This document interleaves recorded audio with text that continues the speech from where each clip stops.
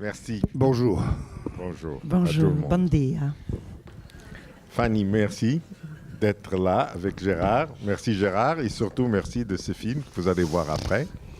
Et vous voulez qu'on vous pose des questions? Je commence. Je vous dis pourquoi ce film, comment il est arrivé, comment il est. Après, on avait fait 2 films, donc Cendre et sang et Cadence obstinée.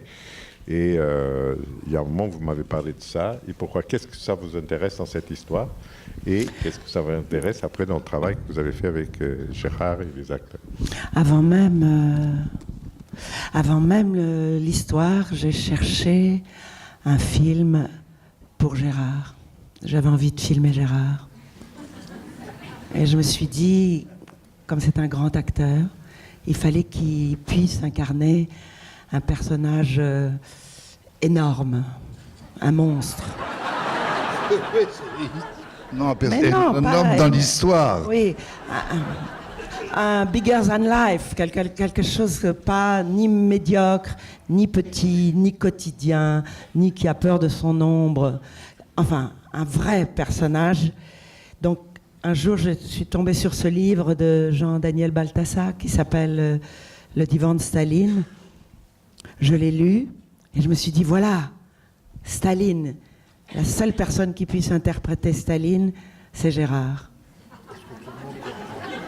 Est-ce que tout le monde est-ce que comprend tout le monde comprend le français? En français. Non, vraiment. Pardon.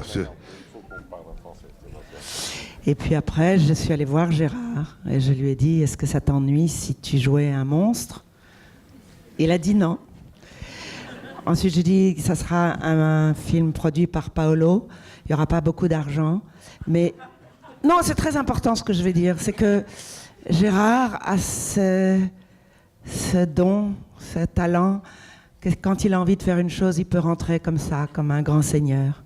Donc, avant même d'avoir tourné un moment avec lui, il a rendu cette aventure possible, ainsi que Paolo. Et aussi, le livre m'intéressait parce qu'il y avait l'unité de temps, l'unité d'action, l'unité de lieu. Donc je savais que j'aurais un budget limité et que je voulais raconter une histoire intense qui se passe en 3 jours. Et après, j'ai toujours été très fascinée par la Russie, la tragédie de la Russie soviétique. Et voilà. Elle est tombée juste.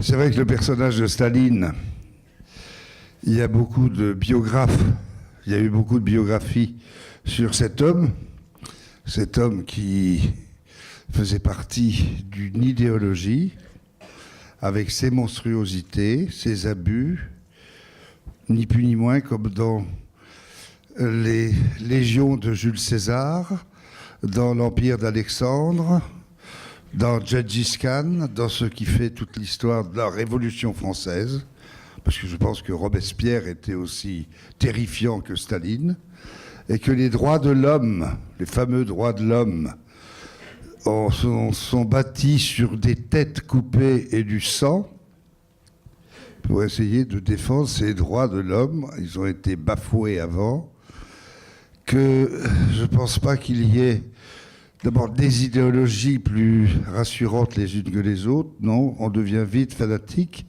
et sans même aller dans la politique.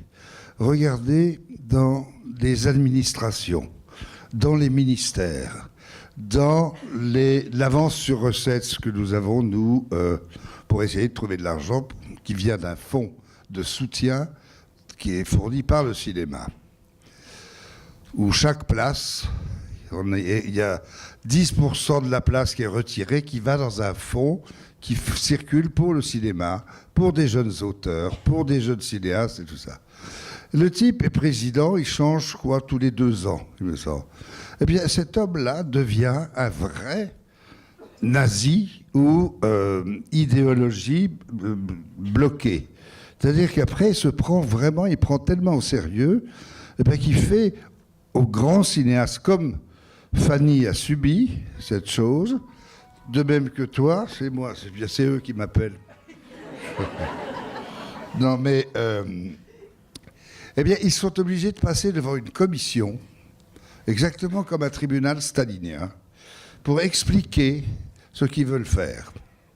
Et ça, si je vous disais qu'il y a Bertrand Blier, qui est un cinéaste qui a 80 ans, c'est comme si M. de Oliveira, à 104 ans, passait devant une commission, ou M. Antonioni, et fallait expliquer le film qu'il va faire si on veut lui donner cet argent. Ah ben voilà. On est dans ce temps-là, c'est un peu aussi les chefs de télévision, n'importe quel petit fonctionnaire, ou de quelque administration que ce soit, sans être politique. Dans chaque usine, il y avait un film qu'avait fait Alain Resnais, qui s'appelait Mon oncle d'Amérique, et qui partait de la thèse de professeur Henri Laborie, sur les inhibitions qu'on peut subir sur notre lieu de travail, sur toutes ces petites choses qui font qu'on attrape des crises de nerfs, on commence à se fragiliser, et on commence aussi à se faire des maladies. Alors ça, le cinéma est plein, est rempli de ce genre de fléaux que sont ces petits dirigeants d'associations quelconques. Alors c'est difficile pour un homme comme Paolo de trouver du pognon pour ses films, parce que c'est vulgaire, l'argent en même temps. Mais vous allez à Festival de Cannes, par exemple, vous vous apercevez qu'on est dans un monde que les spectateurs, ils sont obligés de... On vous rend voyeur de porno, par exemple. Parce que c'est vrai que entre ce qui se passe au Festival de Cannes, c'est plus du tout ce que le festival était il y a ne serait-ce 25 ans. Mais c'est vrai que ça passe tellement vite qu'on ne s'en rend pas compte. Parce que les télévisions aussi vous ramènent à des idées terribles. Et c'est pour ça que là, ce que j'aime dans le film de Fanny, c'est que ça ressemble à un film, à du cinéma. Et peut-être que c'est grâce aussi au livre de Jean-Daniel Balthazar, qui a fait de ce Staline quelqu'un d'à peu près monstrueusement humain, comme dirait une biographe intelligente qui s'appelle Lily Marcoux, parce qu'elle l'a mis, Staline, dans un endroit où il est là juste pour se reposer, et il arrive et il y a des gens qui ont peur de lui. Et il ne comprend pas cette peur. Et même, parfois, il a peur de lui-même. Et il est confronté à une femme qui a lu le docteur Freud. Et il voulait en savoir plus pour ce charlatan. Et ce qu'a fait Fanny dedans, à partir de ce livre, c'est qu'elle l'a fait comme un opéra. Parce que c'est vrai que la peur engendre la brutalité. Et puis, la peur fait des victimes.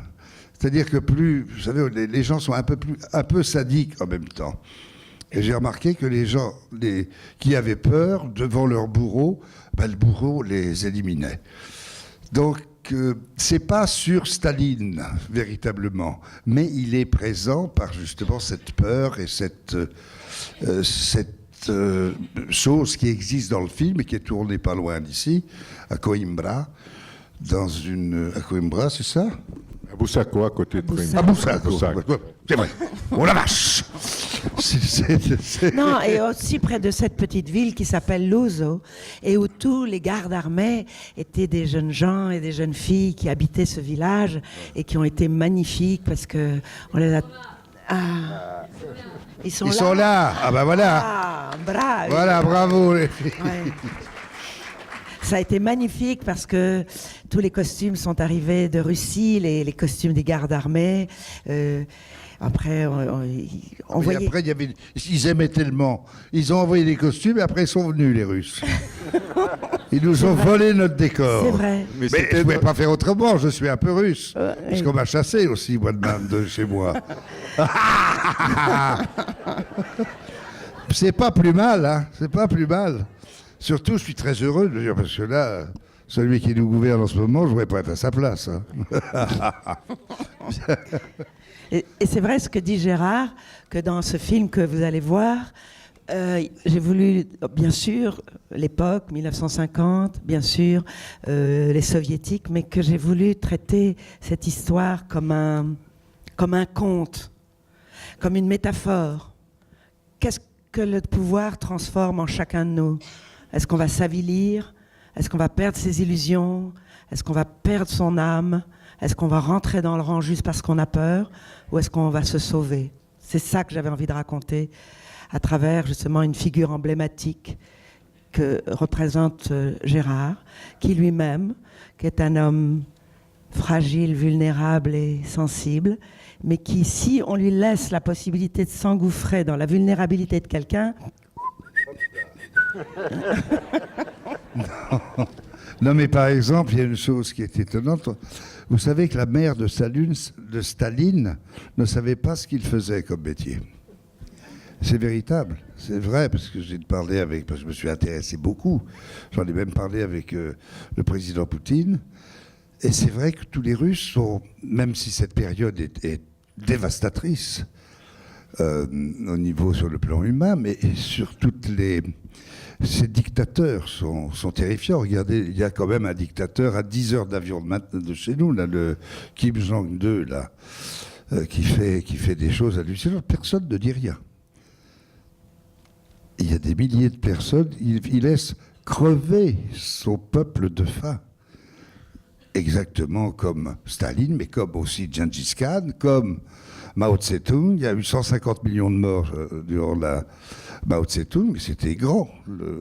Hitler, en 10 ans, il a tué plus de personnes que Staline, au moins à peu près. C'est hallucinant quand on voit ça. Mais ça vient de la nature de l'homme. Je pense que moi, je ne sais pas qui... À partir du moment où on a une sorte de pouvoir, on devient la terreur.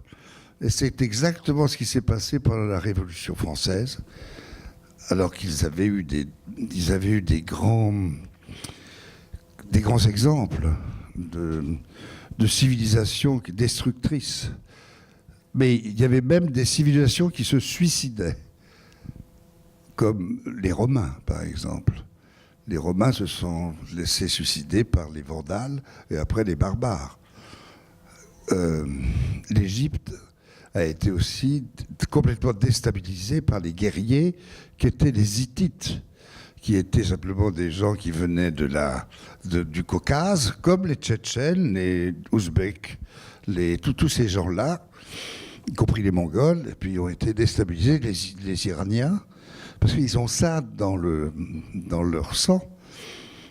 Mais enfin bref, Staline est très intéressant, vu par Fanny. Et, vraiment. Et c'est intéressant parce que c'est la première fois que le film est vu par un vrai public.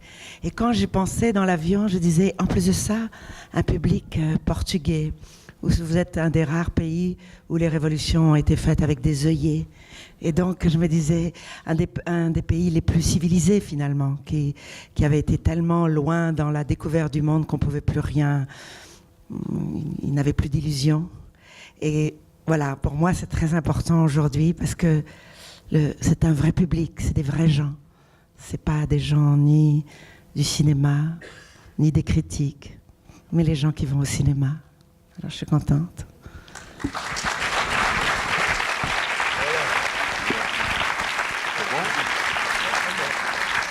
Bon, merci beaucoup Gérard, merci beaucoup Fanny, et une très bonne projection. Et je remercie parce que Gérard a vraiment trouvé ces 3 heures pour venir à Lisbonne. Il repart, et parce qu'il voulait être ici pour Fanny et pour défendre ce film qu'il aime autant.